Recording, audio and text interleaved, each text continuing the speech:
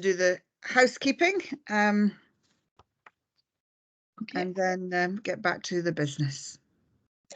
Okay, thank you, convener. Good afternoon, everyone. This is a reminder that the meeting will be recorded and will appear on the Nestrans website soon after. Members of the board can leave their cameras on, but should switch off their microphones until they wish to speak. Others participating should switch their microphones and cameras off until the chair brings you into the meeting. Those observing today's proceedings should have their cameras and microphones switched off at all times. If members wish to speak, please press the raise hand icon in the Teams toolbar. Just remember to switch it off again once you've been brought in. Lucy will now start the recording, and I will also undertake a roll call to identify those who are in attendance. Okay, so Chairperson Councillor MacDonald. I'm here. Thank you. Vice Chair Councillor Argyle. Yes, I'm here. Good afternoon. Thank you. Another Vice Chair Maggie Bochel. Here. Thank you. Councillor David Aitchison. Here. Thank you. Councillor Bell. Yes, good afternoon. Thank you. Councillor George Carr. And good afternoon. Thank you. Councillor John Cox. Present. Good afternoon. Thanks. And we've got Councillor Hutchison. Yes. Present. Thank you. We've got an apology from Councillor Mackenzie. Colin Allenach. Yes, here. Thank you. And Jerry Donald. Yes, I'm present. Thank you. Okay. And Ian Ross. Present. Thank you. Thank you. So that's the roll call undertaken, convener. Thank you very much for that intro, Lindsay, and welcome to everyone. First off, any declarations of interest from members this afternoon? I'm not seeing any hands, so that's good. And if there is something that crops up, then please do just raise the declaration of interest at that time. Minute of our board meeting from the 15th of September. Members, anything that you want to bring up about accuracy on that, or can we agree? I'm seeing some nodding heads, so let's just go with that. Thanks very much. Minute is agreed. And if we could move on then to the proposed dates of the board meetings in 2022, and I'll call Rab just to give a little bit of background. Thank you very much, Chair. Good afternoon, everybody. Yeah, the item refers to potential board meeting dates for next calendar year. As ever, there are 6 proposed meetings. I must be honest that this year we felt they were a little bit unevenly spread. The next one, for example, is only, I think, 4 weeks from today. So next year we've tried very hard to get them better spaced, between about 7 and 9 weeks to fit in with school holidays, but to try and make sure that they're as evenly spaced as we can get them.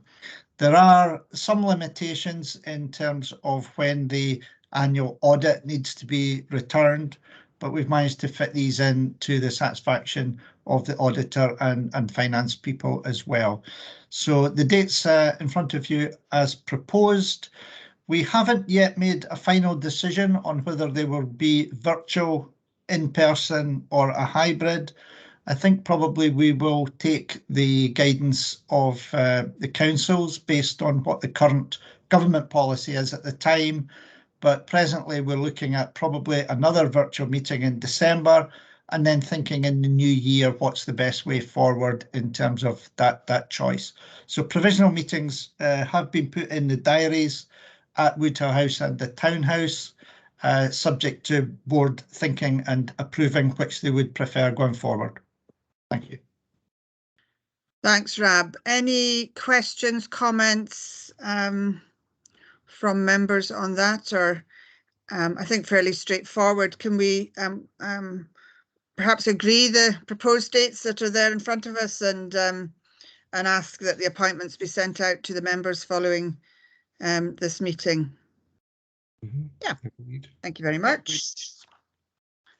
If we could go on to budget matters, and we've got Moira Beverley who's going to take us through this paper at 3.1. Thank you, Chair, and good afternoon all. The report is in the Standard Revenue and Capital Report, which provides an update on the monitoring to the 30th of September 2021, as detailed in Appendix 1, the Summary Budget Monitoring Movements. The main points to note is the spend to date. All appears on budget, and as we are more than 7 months through the financial year, officers will be asked to review and update forecasts for the next meeting in December. Project officers have also advised that there may be slippage in projects, and if we're unable to reallocate these within the financial year, these will be carried into 22-23. There are 4 recommendations for the report. 1. Note the monitoring position and the forecasts presented as in Appendix 1. Approve the environments set out as in Appendix 2. Note the updates on the projects for which Nestran receives external grant funding. And fourthly, note the Strategic Transport Fund position. Thank you, Chair. Thank you, Moira.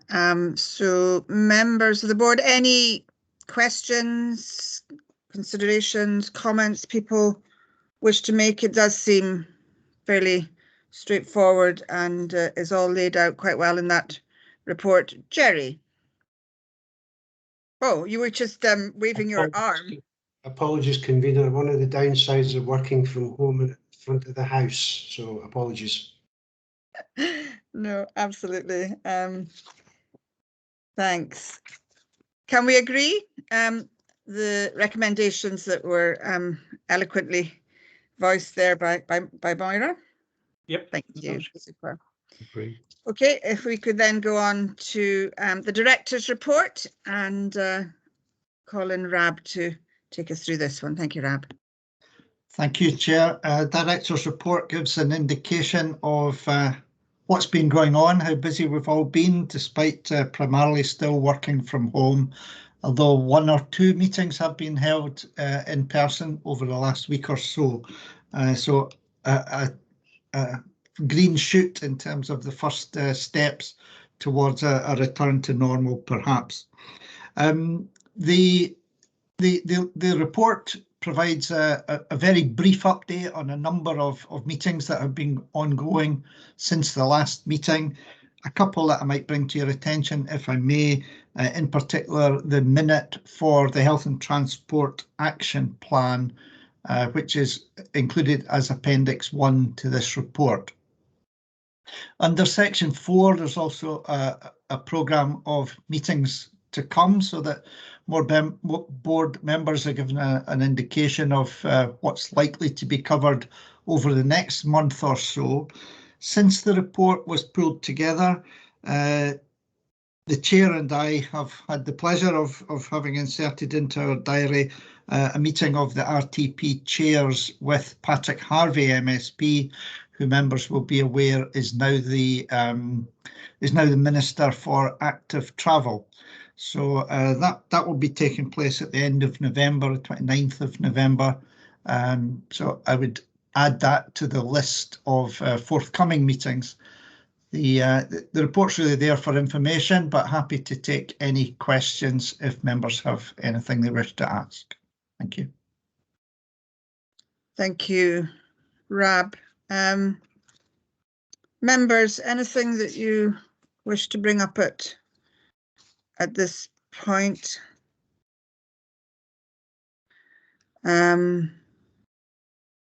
guess the one for me might be around the John Lewis Vaccination Centre. It does happen to be the ward I represent, but there have been some, particularly social media, but churn around, travel to and from John Lewis. I have to say my experience with my 90-year-old mum was reasonable, although for different reasons I thought she could have been dealt with at a different place. But actually, it at John Lewis it did work for us. So it was just to get a handle on how things have panned out. Jerry. Perhaps, convener, coming in on that point, it's been quite a difficult transition in some ways for us moving to the city centre location. not from the point of view of an adverse reaction from public. I think we're always going to get some members of public that are not going to be totally satisfied with location. But we have suffered anti-vaccinators protests. We've got staff getting sent razor blades through the post. We've had attempted break-ins to the building, which we didn't have any of that at P&J Live. And we're now having to up the security by security guards and indeed putting roller shutter blinds, bollards, that type of thing to protect the staff and indeed the public at the John Lewis Centre. However, colleagues might like also to be aware that in addition to the city centre location, we now have a centre opened at Airy Hall Clinic and at Bridge of Dawn Clinic, which are options for the public to also use. Thank you. Thanks for that helpful update, Jerry. Any other questions or queries? If not, can we, as Rab said, note that report. Thank you. Now on to regional transport strategy. If I could call in a smiling Kirsty, Yes. with her news, and you could take us through this report, please. Sure, smiling and somewhat relieved, I think is probably the right expression. So this report is to really present the final regional transport strategy for adoption and outline the next steps. At the time of writing of the report, the final strategy had been submitted to the Minister and it was still sitting with him waiting for his approval, but I'm very pleased to say that we now have a formal letter from the Minister formally approving the strategy. So that's really good news. We will send, I've got a copy of that letter which will circulate around for information just following this. The final strategy as presented to the Minister is provided in Appendix A, and one of the recommendations then is that is for the board to formally adopt that and for that then to become the adopted strategy for till 2040. So that's really great news. Obviously there's a couple of next steps that we need to work through. Obviously we want to publicise and communicate that to our stakeholders, so we will do, obviously we'll put it up on our website and we will contact all of our stakeholders through the NETCF forum, all those that responded to the consultation process. We'll communicate with them that the strategy has been adopted and send them a digital version of it. We'll also produce an executive, or we're already working on an executive summary, sort of at a glance document for that, which we'll bring back to December. As part of the strategic environmental assessment process, we've got a statutory duty to produce a post-adoption statement that comes once you've adopted your strategy and really sort of goes back through the process on how you've taken on board all the consultation comments. So work started on that, and we'll bring that back to a future meeting as well. There's an opportunity as part of all of this to sort of review our website. So once the strategy's up onto the Nestrans website, we will be able to close off the consultation website that we created and point that back to the main Nestrans website. And it gives us the opportunity just to restructure that a little bit, make it a bit easier to navigate through and based much more on the headings that are within the strategy. We reported at the last meeting plans for the budget and delivery plan, and we had a workshop back in August. So we've taken that feedback and currently working on the presentation of these, and we'll bring those again back to the December board, so that it allows them to provide an input into the budget setting process for the coming financial years. And then there's also monitoring and evaluation, which again we discussed at the workshop on the 3rd of August. We've got some really useful feedback from that, so we're continuing to work on that, to take on board those comments, and again we propose to bring something, report back to that again in December. So there's still lots of things going on, but the recommendations are really to formally adopt and publish the regional transport strategy to 2040 and to note the next steps and request reports back to the future meetings on those items. Thank you. Thank you, Kirsty. Any questions? Jerry? Thank you, Kirsty. Delighted to hear the progress. Perhaps I'm a bit unclear in terms of whether it be customary for the department or indeed the Minister to give any feedback to the strategy. Was any given, or is that not normally the case? We had a lot of engagement with Transport Scotland office officials in the run up to that formal endorsement. So there was a few bits of backwards and forwards, a few comments, which we took on board. And then there was a couple of little factual things that things have moved on a little bit since we did the draft. So we took those on board as well. So all of that went through officials at Transport Scotland, who then passed it to the Minister, who has stated that it fulfills the role required of a high-level document, and he's pleased to approve it. It's a very brief letter, but I think does the job. So At the end of the day, you've got the approval. Well done. Yeah, thanks.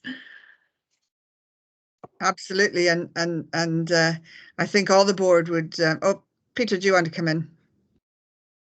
Yeah, no, just very briefly, I'm more than happy to move to adoption. And I just wanted to say, and I'm sure others will as well, a huge thank you to Kirsty for the work that's gone into this. And you've done it with such cheerfulness throughout. I think you're to be congratulated and thanked. And I'm sure, Sandra, you'll agree that that should be recorded in a minute. Thank you, Peter. Philip, apologies, I didn't see your hand there, but please come in. That's fine, Chair. I only just put it up actually, so that's why you didn't spot it. No, it was actually following up on what Jerry was saying. You know, whether there will be any feedback from the Minister, and I'm looking now at subsection 6.3 in the appendix, and this is it's something that really just struck me. So, the UK government have pledged to ban the sale of new petrol, diesel, or hybrid cars from 2035. However, the Scottish Government has committed to doing that by 2030. So, I mean, we could all just travel down to England, we could buy our hybrid cars, and we could tootle up to Scotland again. So I'm just wondering if some sort of comment from the Minister on that particular aspect would be quite useful to try and get. Just to understand how this is going to work, basically. Thanks, Philip. Kirsty, would you like to give your thoughts on it's a bit of a, I suppose there's a bit of there's a few politics in there somewhere, and you know, there's a lot of action plans to come through with the strategy itself. So some of that might well be fleshed out, and you know, might be something that we can certainly keep in the back of our minds when we're next speaking. We had a very successful meeting with Mr. Day already, so you know, there is that relationship going there. So we do need to build on that. Is there anything you want to add, Kirsty, before I bring in Peter? Yeah, I suppose the main thing to say is as well, although this is a 20-year document, and we're already finding this, you know, things that we've written, whilst absolutely correct at the time of writing, things are moving so quickly. And particularly with what's going on at the moment with COP26, I suspect a lot of these things will move forward. So I think we will find that things change. In answer to that particular question, I mean, I don't know how you get around those specific border issues, but I think we will find that things move forward, and we'll have to adapt through the action plans and through the updates and the monitoring and evaluation how things are changing in that regard.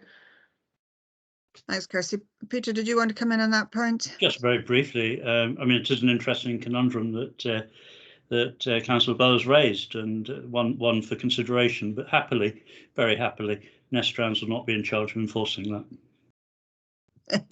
That's absolutely right. But I think coming back to the wider strategy, I think what Kirsty said is absolutely right. It is a living, moving document, and I think huge thanks to not just Kirsty but the team, and I have to say all the stakeholders that have taken part, members of the public. We had, you know, a really good input to the strategy, and you know, I think as Kirsty says, if we write out to obviously that, you know, share the letter from the board, it was very short and sweet, and I gave, I hope, a short and sweet reply of thanks to the Minister. But I think you know, that will come out to the board.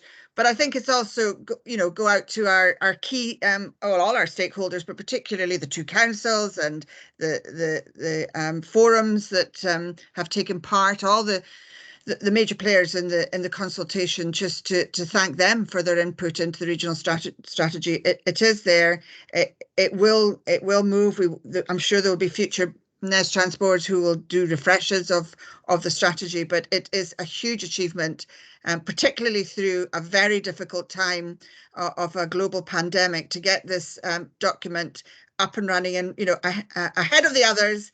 Well done to the team. Thank you very much from all of us on the board. And if we could agree, as Kirsty said, to publish and circulate and then do all the other work around the reports, but particularly we're looking forward to seeing that summary report, which I think will be a good tool to get out to the wider community about the regional transport strategy. And for the constituent councils, there's a lot of work now, certainly in Aberdeen, and I'm sure it's the same in the Shire, for the local transport strategies to nestle in. Now we've got the national, the regional, and then eventually the local strategies to come in on that. Kirsty. Something I should have just mentioned is that obviously once it goes up on the website, we'll issue a press release. I believe there's a press release drafted and ready to go, so that will be going out today as well. Thanks very much, and thanks to Lucy for that too. If we can agree that, members, if we move on then to climate change reporting, and we've got Kelly for that one. Hi there, everyone. Thank you. Yes, so this is our annual report on climate change reporting. As you'll be aware, Nestrans as a public body has a duty to report annually on our climate change emissions. It's worth noting, obviously we've mentioned it just a few minutes ago, that COP26 is happening as we speak, and today is actually Transport Day at COP26. So a lot of these targets and plans and legislation we have, things might even change today. Who knows what announcements may or may not be made today in terms of transport and climate change. But I think it's certainly very timely just to give the board an update on where we are as an organisation, but also to reflect that obviously our regional transport strategy has been approved today, and climate change is a huge part of that strategy. Clearly this year that I'm reporting on is from 2020 to 2021 financial year, which of course was sort of peak COVID-19 pandemic. The staff of Nestrans were all working from home primarily throughout that entire time. So obviously what I'm reporting on this year is very different than previous years because we weren't in the office, we weren't travelling, so clearly isn't comparable to previous years, and hopefully won't be comparable to future years either. It's very much a historic time. We have been given a formula from the Scottish Government for this reporting in terms of recording our working from home emissions, so I've included that in the reporting as well. So, and again, it's worth noting that Nestrans rents 20% of Archibald Simpson House, and as such we claim 20% of the emissions from that building. So that's our waste, our water and our waste electricity. Now, because there isn't a smart meter in Archibald Simpson House, we will have claimed some emissions this year that aren't necessarily from us because we've not been in the office. So, but there has been other tenants in the office, such as city wardens. So it's not 100% accurate, but it's the only way that we can report on it in any kind of accuracy and have consistent parameters. Otherwise, it would be really difficult to even have a best guess of what our emissions actually are. So I'll quickly run through the table. As you can see, our electricity and water has gone down, but it's also worth noting that the emission factors have improved as well. So that means that the actual emissions being released as a result of the electricity and water has also reduced. Clearly, the amount that we have produced as waste and recycling has reduced as well. And we actually cancelled our food waste collection because we weren't in the office. So we haven't had any food and waste this year. We haven't had any flights, and we didn't take any rail travel as business travel either. We have a very small amount of car travel, mainly for staff that had to go out and do our regular surveys for things like our car parking surveys we do at railway stations, that kind of thing. So there is a very small amount of business car use was undertaken last year. As a regional transport strategy, we also record our travel to work. And again, that has significantly been reduced this year because we've only been going to work from time to time, check mail, do various essential tasks. So again, that was much reduced. We have estimated that our emissions from working from home, for obviously using electricity, heat and so on in our own homes, is about 2.7 tonnes. So you can see we've reduced from just over 12.6 tonnes last year to 9.1 this year. So we have had a big reduction, but clearly the vast majority of that is down to the fact that we haven't been in the office and actually creating emissions as a result of that. So the deadline for reporting this to the Scottish Government is the 30th of November. So I'll report on that later this month to the Scottish Government. But if anybody has any questions, I'm happy to take them. Thank you very much, Kelly. Members, any questions on the Nestrans carbon emission reporting? I'm not seeing any, so can we agree to note the report on the requirement for Nestrans? Oh, Colin. In you come. Sorry about that. No, I thought just a really interesting table there. You know, looking at the differences on that, and actually surprising that the staff travel to work was so significantly balanced by the home working emissions, which I didn't think would be as high as that. But that's quite an interesting bit of document on that. Very that's all I really wanted to say. A good bit of work, and it was very interesting. Thanks, Colin. Thank you. So can we agree, members? Thank you.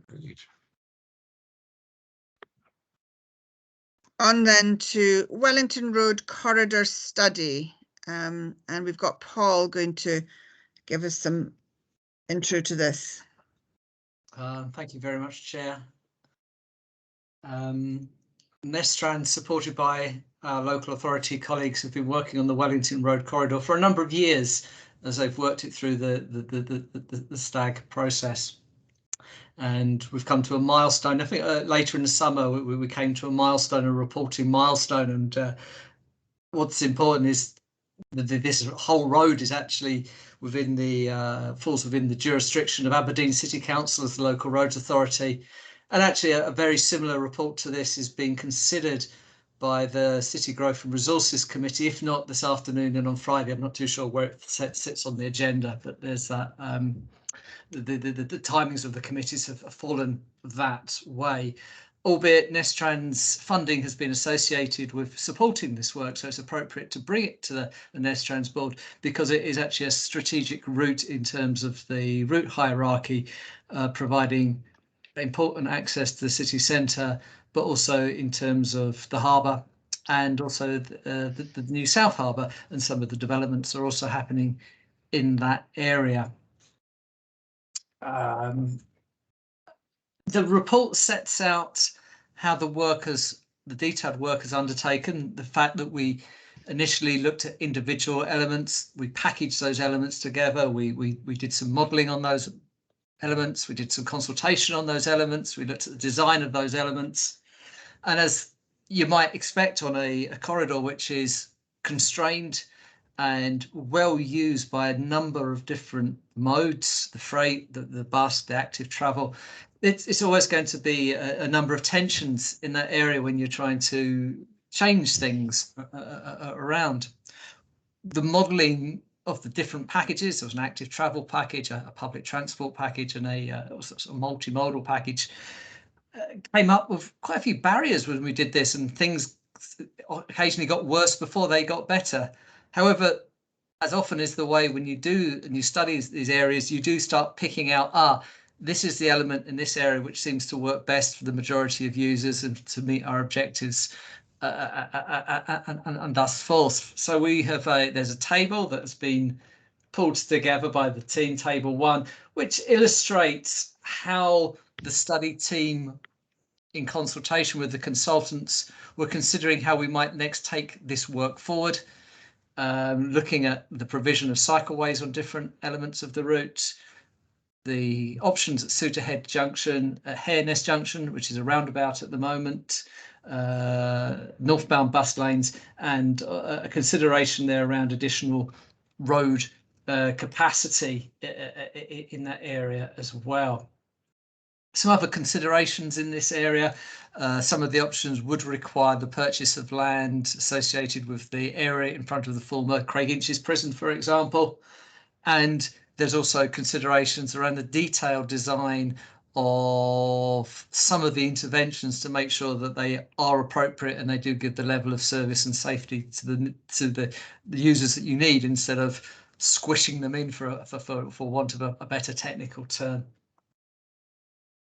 If the key findings of the STAG work are accepted, then we would be looking at a range of different funding elements to take the detailed work through. That includes Sustrans money, the city region deal, and potentially also, I think there's also developer funding from previous applications in this area, which could also be used. But I think that's possibly more a consideration for City Council than it is at Nestrans at this particular time.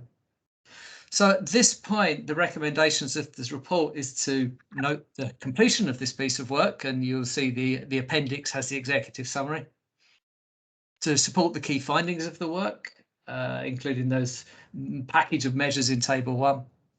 And also just to provide any further comment at this stage. And again, I think that still could be considered by Aberdeen City Council as local roads authority, possibly not in time for the committee, but certainly as the work continues going forward. So thank you very much, and I'm happy to take any questions. Thanks, Paul. And I think this piece of work has been an example of good collaboration between council and Nestrans, and I think that would, as Paul has outlined, would continue. Any questions on this? Are we happy to go with the recommendations as they are on page 150? I'm seeing nods there, so let's do that. Thank you very much indeed. And again, you're taking us through the rail update, Paul, at 6.1. Yep, that's it. I'll just scroll down. Scroll. Yeah, so this is a very quick overview of just some. Again, often it's a busy area at this moment, and I'll just quickly go through these elements, and then perhaps we can pick up any issues arising after I've done that. The first element there is Inch railway station accessibility. I think Nestrans have done everything that they could have done. We've put the information across to Transport Scotland on the 28th of August, and we're still awaiting a formal response to that piece of work from Transport Scotland. We've chased. I've even met the guy in person yesterday when I was out and about, and we don't have a response. And I think that's the crux of the matter at this point of time. I think on that one, I'll take Peter in now, if you don't mind, Paul, and then we'll just take them. No problem at all. Yep, Peter. Well, thanks very much, Sandra. I didn't expect you to do that, but that's kind. No, it is disappointing. I mean, we're at 10th of November today. They had everything given to them wrapped up in pretty paper and with ribbons, and it's really not acceptable that we're still waiting and people are still unable to use the station, and there's no real prospect or no definite prospect of that amending.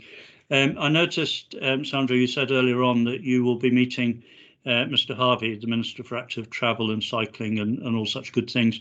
I wonder if the two of you could have a word with him and ask him to pass the good word back to, it's probably Mr. Day that's ultimately responsible, that really this delay cannot continue and we must have a response. It's completely unacceptable. A positive response, I should say. Yeah, absolutely. Happy to do that on behalf of the board, if that's agreeable to members. We can maybe come back to that in the recommendations. Aberdeen to Lawrence Kirk, Paul? Yes, again, a fantastic piece of work there. We worked quite hard with a variety of stakeholders, councillors, MPs, MSPs affected in that area. And yeah, we were over 1,000 responses to the consultation that we put out. I think it was a very open and balanced consultation. I don't believe that we were angling for any particular answers, but the response that we got from the different communities along the route, it was very, really positive, and it's given us an awful lot more ammunition and fuel when we were making this case, the case for change to Transport Scotland, that actually we are not just making this up, we are actually representing the views of the constituents in this area, and we are very much trying to improve their way that they travel around and try to help make their travel more sustainable and contributing to these net zero targets which we are told about, and the of increasing frequency and urgency as an alternative to just jumping in the car. So that's what the consultation was about. We had a good response, and we look forward to having the analysis of that response presented to us. I think it's actually later this week. Yes, tomorrow actually. So yes, we look forward very much to that. We look very much to bring those results back to this board. But yes, very positive engagement along the whole route, both in the city and in the Shire, to this piece of work. So that's positive. The Caledonian Sleeper, there had been some historic problems with their reliability and actually coming up to Aberdeen and not stopping short at Edinburgh. There was a successful meeting that Rab and Kelly had with their marketing directors. And again, it would appear to be that they recognise that they have had these sort of COVID staffing issues, and certainly they're going to be invited to engage with us more regularly in the future. So these sorts of issues, we can pick up on them sooner. And if there's escalation required, we can do that. So that was a positive meeting. A quick reference there that yesterday I had the opportunity to go and see some work that has been undertaken, converting an old electric train actually to a hydrogen train, and it's been a demonstration project they're working on down in Bowness. Very interesting demonstration were provided in terms, it's not working yet, they're still assembling the elements, but again very interesting to see the ongoing march of the hydrogen fuel capabilities and how that's expanding to different sectors, and to hear about how they might want to trial that. Whether or not that gets trialled in Aberdeen, not too sure. They seem to be favouring the Far North Line at the moment for trialling that, but again very interesting to see how that work is going on, but not just restricted to rail. Another good conversation about buses, heavy goods vehicles in that area, and linked very much to the work that Aberdeen are doing with the hydrogen hub and that production area which they are looking at there. And I also dropped in a rail freight logistics event as well in that morning, just to tie up the travel arrangements. Again, a good networking opportunity, and very good to actually see people face to face and to enjoy catering sandwiches and glasses of orange juice, again provided by these companies. So it's good to be there as well. Aberdeen to Central Belt, this is associated with the City of Inchdill. Again, Network Rail seemed to be pushing on there, and there was just a recent photo opportunity where Mr. Day came up and talked about the work that's ongoing. At that point, I couldn't earwig him about the Inch project. Perhaps I should have done. So there we are. And the ScotRail update, again, it seems to be relatively positive in that the strike action seems to have been resolved, and they're now pushing on with their timetable work ongoing. So we had previously a long paragraph in there about all the disruption about the strikes, but that seems to have been changed, and now ScotRail and the people who manage ScotRail are looking very much forward to seeing growth on the railways, particularly at the weekends and other areas as well, now that this strike action has been agreed and sorted out. So there's a range of recommendations there, but the majority are then just to note the progress. Thanks very much, Paul. Just a couple of comments for myself, and it's certainly at RPT chairs meetings, it's Hightrans that are banging the drum to get the hydrogen pilot up to Wick and Thurso area, and I guess my comment on Aberdeen to Central Belt, you called it pushing on.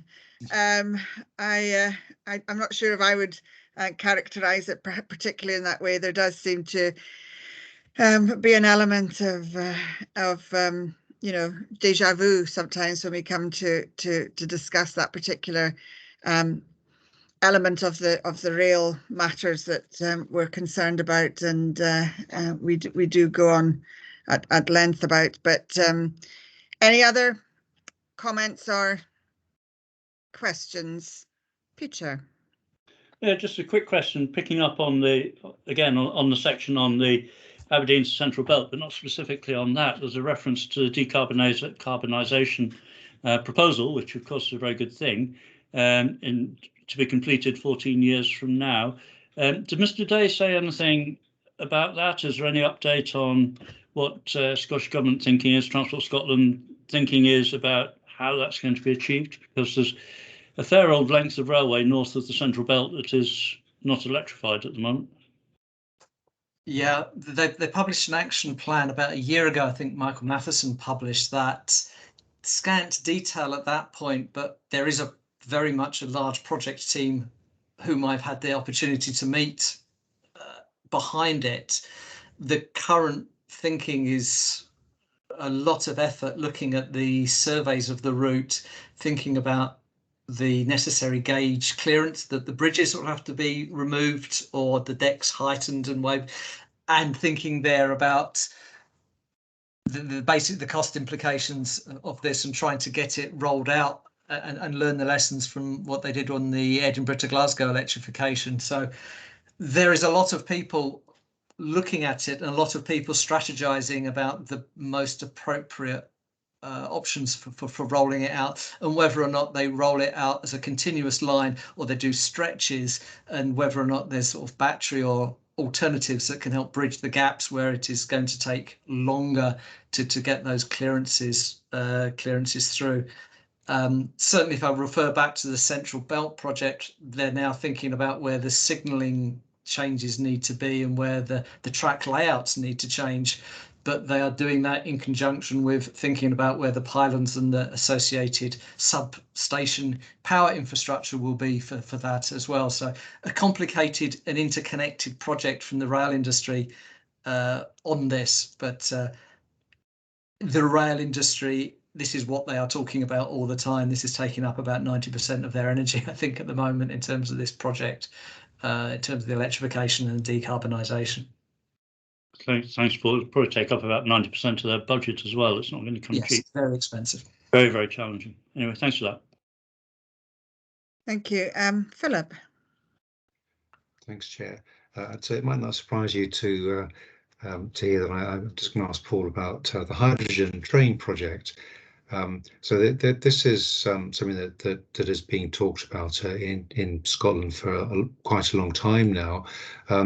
So really, the question really is, what sort of timeline are they actually talking about for introducing this? But before you answer that, though, Paul, what I would say is that Lower Saxony and Germany have had hydrogen fuel trains since 2018. They run a commercial service there. They've actually started off with one, then they bought another one. I think they've got an order in for 20 more trains now. The other thing as well, which is quite significant, is that Wick and Thurso, as far as I'm aware, don't have any hydrogen. Aberdeen, interestingly enough, does. And just for interest, all the hydrogen that was actually used for hydrogen vehicles at COP26, was used, came from Aberdeen, from the HS station. But do you have a timeline would be quite interesting, though. Thank you. Absolutely. Well, the train is currently in bits. The fuel cell and the tanks, they actually set it up in a tent beside the train, although they're working on installing the tanks to that. They're hoping to install the equipment into the train in the new year, and by March time have it running on the rail line, if anyone's been at Bowness and Kinnell, just to prove the technology from that point of view.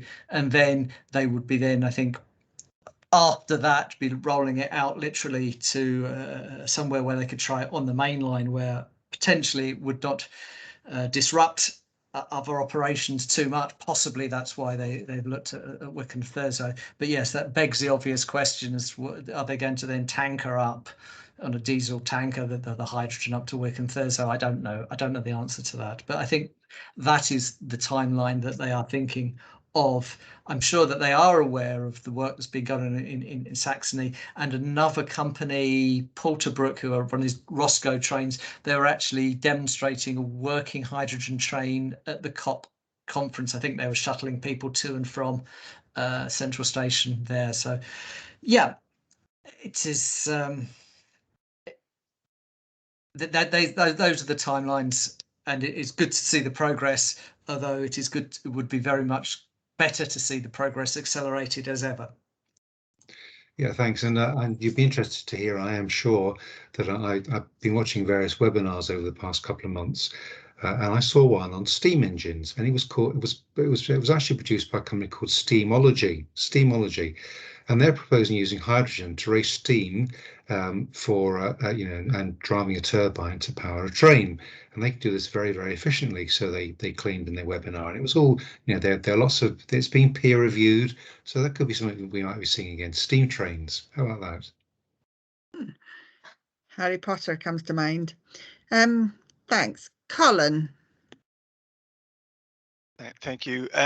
Just a quick thought, not really about this report, but possibly on future rail reports. With the public interest in extending the lines up to Ellen and out Deeside, is this a part of the report we should have a line in the future, just in this area, for any studies that are coming up? It may well be. It might also come up under either the progress report or the regional transport strategy. I would have thought as well. But Paul, do you want to?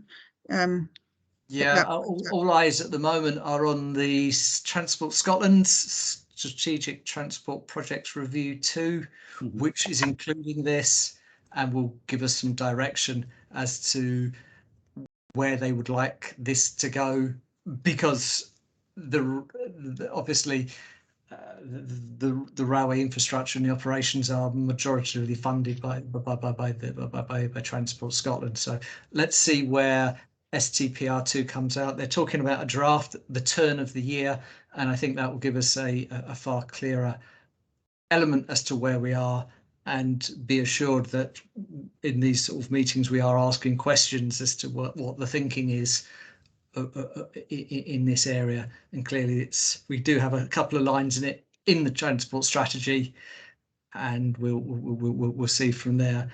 And as we've always said, although we did some work several years ago, the case didn't stack up at that point of time. Things have changed, things are changing. The price of carbon that you're factoring in is rising significantly. So yeah, keep an eye on it, and let's see where we can go from there. Thanks. I've got Michael.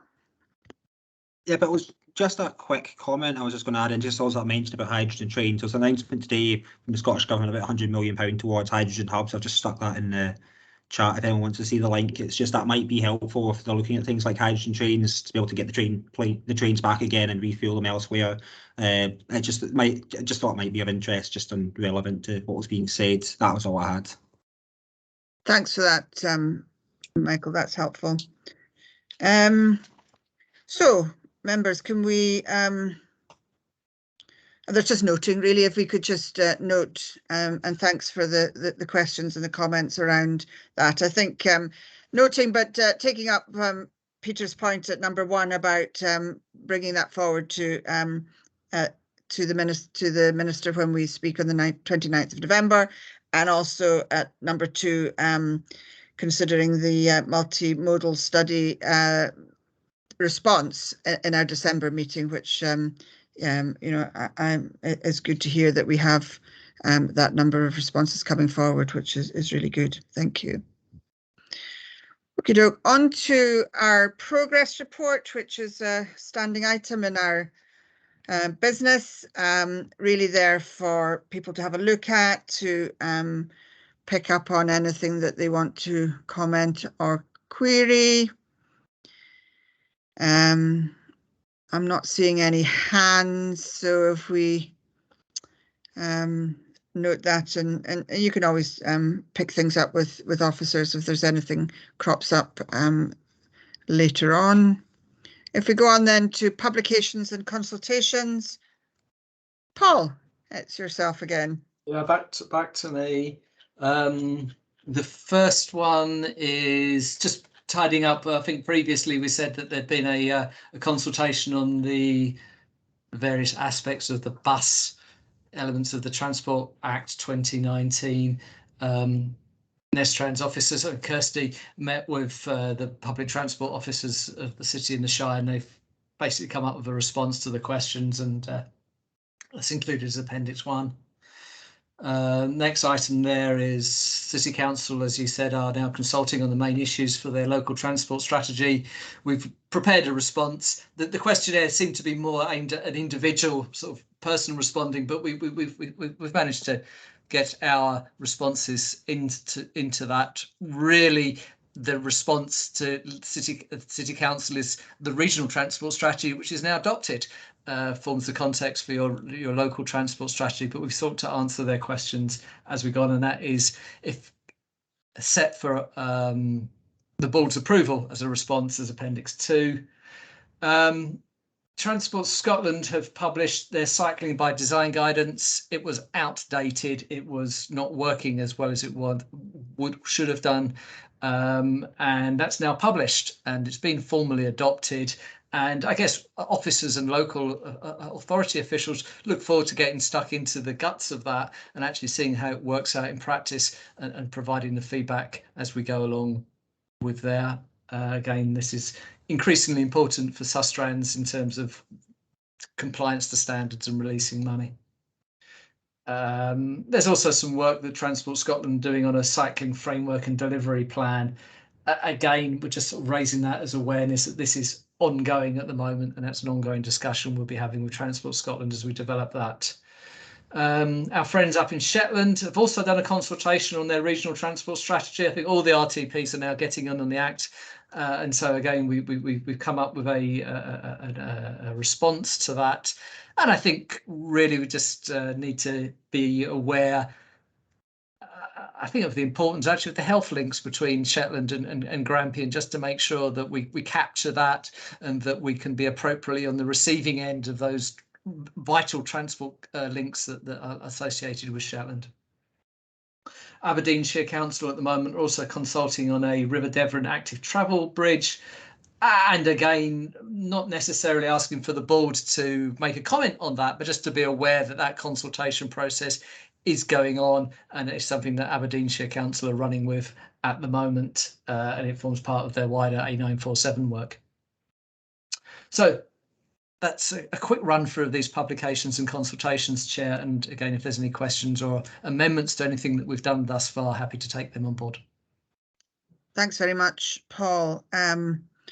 Over to you, members. Anything that anybody wants to question or bring up with that series of mostly consultations, but also the cycling by design publication? If not, the recommendations on page 216 are really to note those. So if we could agree that. Thank you very much. And on to the Information Bulletin. So that would be Rab. Thank you, Chair. Back to me for item 9, the Information Bulletin. A few points, if I may, just to summarise. We've included as an appendix the most up-to-date survey results from our consultants in response to COVID-19.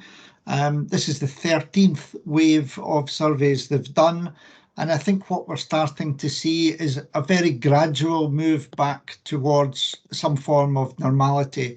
So some return to public transport, a bit more comfortable people feel about using public transport, and a little bit more people reverting to former working practices. I think the summary would be that it's been a very slow return, but we are starting to see some shoots of a return towards former practices. There's also an update on the Bus Partnership Fund, in particular the 9 elements that are included in the table. The one that we're most involved in, of course, is the development of Aberdeen Rapid Transit. We had a workshop meeting this morning with the consultants, the 2 councils, and with bus operators. I haven't had a chance to speak to Kirsty and Paul yet about how they felt it went, but I thought it was very positive, and I was particularly glad that the bus operators seemed to be very much on board, if that's the right phrase. Certainly very much, there was no antagonism. It was a very positive meeting, and we were talking about how rapid transit could be complementary to other aspects of our transport policies, including conventional bus.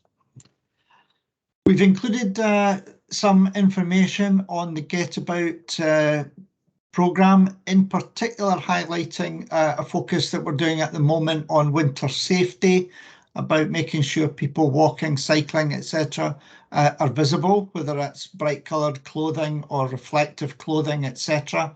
As you can imagine, this time of year with darkness starting to set in, we know that a lot of accidents do happen around this time of year, so we've had a particular focus on that. It has been particularly well supported in terms of social media shares, not just in the Northeast, but across much of Scotland, because to be honest, it is a message that is equally relevant to other parts of the country.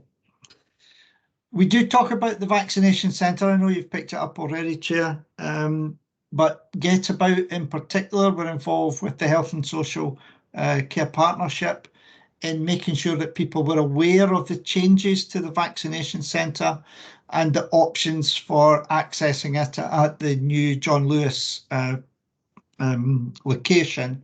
So we actually included a short video of where it was, how to get there, and promoting the sustainable options. Finally, as an appendix, we have a summary of the news coverage, and again, there's been significant amounts of interest in transport stories, and Nestrans seem to be very much a stakeholder that the media, particularly the press, the print media, do come to us for comment and for views when they have stories about transport in the Northeast. Again, happy to take comments, questions, but the report's really there for members noting. Thanks very much, Rab. Any questions, members, on anything that's Rab's covered?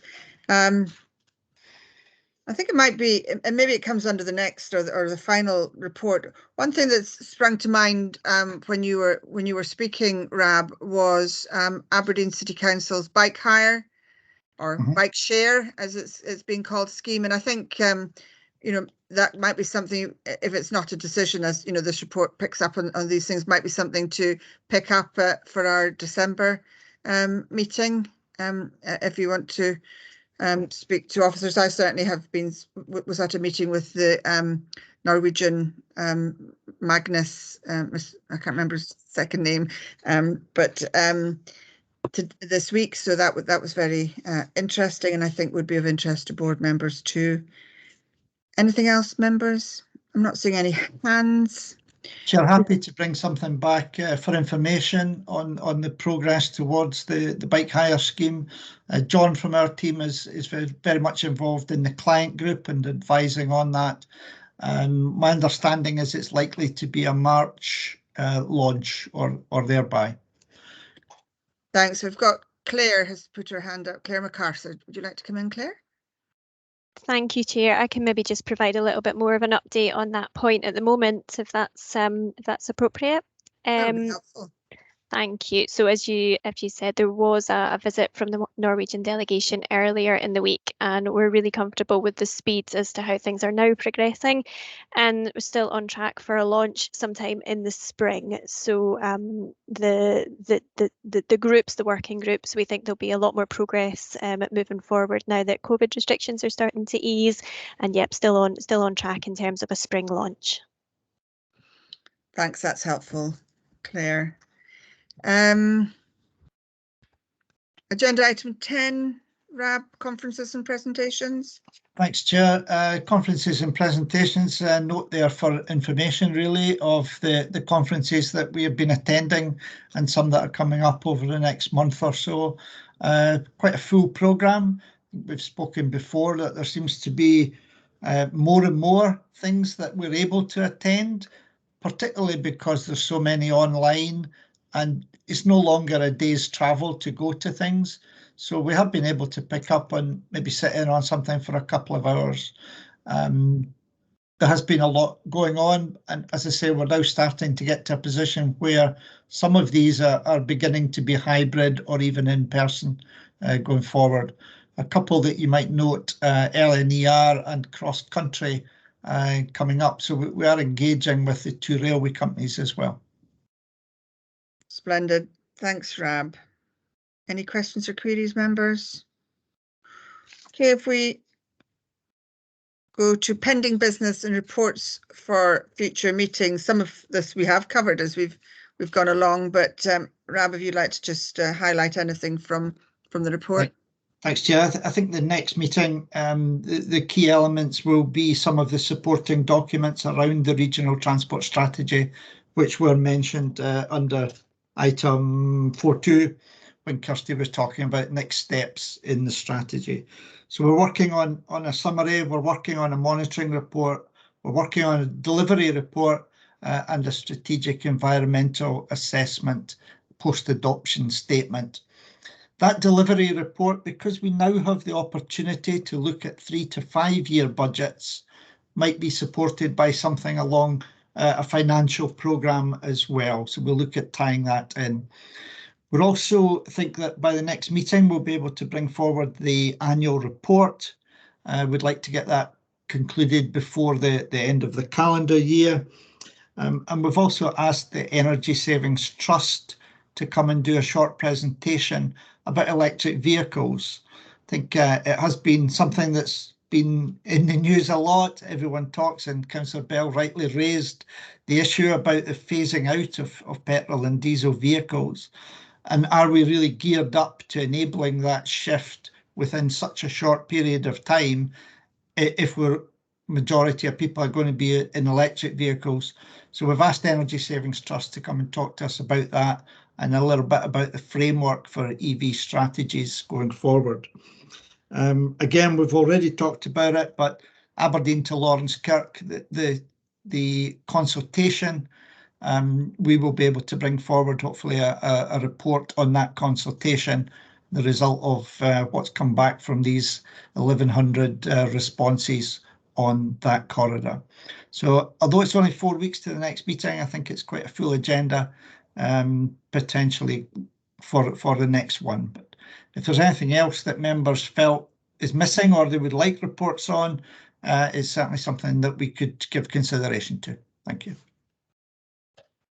Thanks very much for that, Rab. Anything that members wish to add to that quite lengthy list for December's meeting? And then we've got a few things going into 2022. There is one thing I was going to mention maybe earlier in the meeting, and that is that the National Transport Strategy 2 Delivery Board, of which I'm a member as one of the chairs representing all the RPTs, is looking to restructure and do things a little differently. So I don't have any flesh on the bones of that at the moment. It just came through yesterday, but I'll bring that forward and let members know, probably by email and so on, certainly with the other RPT chairs. But I think it's maybe at the next meeting we'll have a better idea of how that is going to happen going forward, because I think it's going to be widened out to include other stakeholders, and we would want to have a strong Northeast voice in anything that is being shaped up by central government. I'm not seeing any hands, so Rab, did you want to come in on that? Just to say, I had contacted Bruce at SPT. He's had the same letter. It seems to be a move from a talking shop, if I can call it that, to let's focus on who can help us deliver, and then we'll have a much wider stakeholder group in support. So almost two levels. There does seem to be a narrative around delivery, and I notice it also in Mr. Day's letter approving our strategy.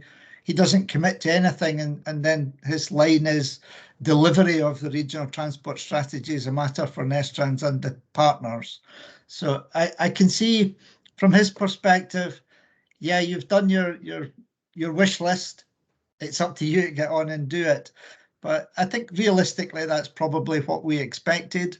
But just so members are aware of that whole question of delivery, I think there is a feeling that Scottish Government have committed to traffic reduction, they've committed to various policies, net zero carbon, and I think they're now looking to partners. What are you going to do to make it happen?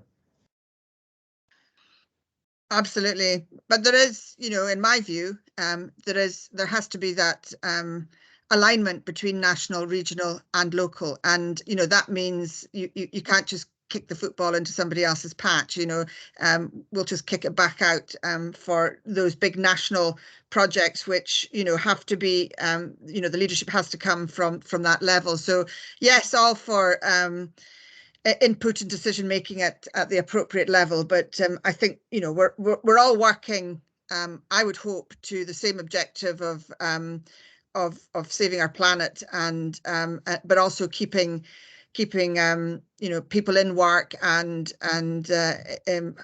housed where they want to be, and all those other factors that go into not just transport, but transport is absolutely key to making those connectivity between different geographical areas, but also between the different sectors work. And it is an exciting time to be part of that transport story and that transport journey, but there's also quite a lot of responsibility around it at each level of government, in my view. So lots to do and lots to deliver, I would say.